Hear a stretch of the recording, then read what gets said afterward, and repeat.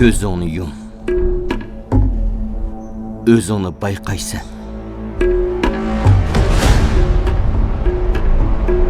Kichik vaqtimda opamning bir hikoyani so'zlab bergan. Devila shoyi bilan uning lashkarlari bu zamonga ofat bilan vahima ep ketdi.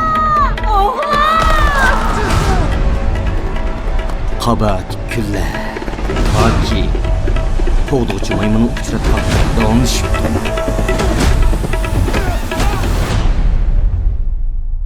Sen hakikaten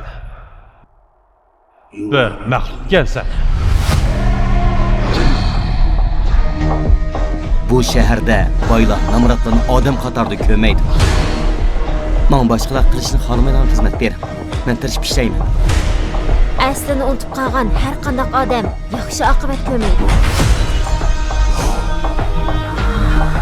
Agar yaxshi ishlamasangiz, bu xizmat qiladigan joy emas. Tushundingizmi?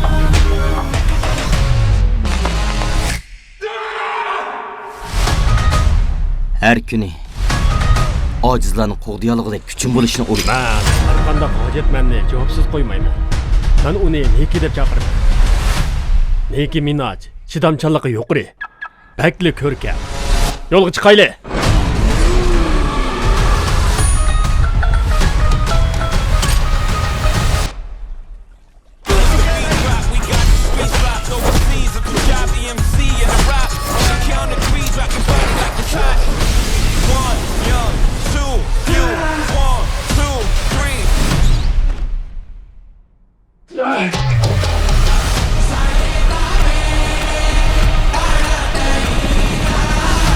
Siz jang qilishingiz kerak. Opangiz uchun, barliq kishilar uchun. Nazar, o'yinni tinchlantiraylik bo'ldi. Meni o'g'lim deyman.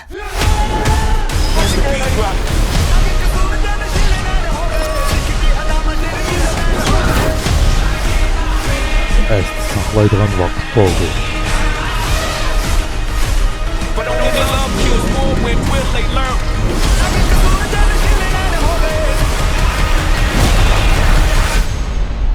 Kichkina kulmu.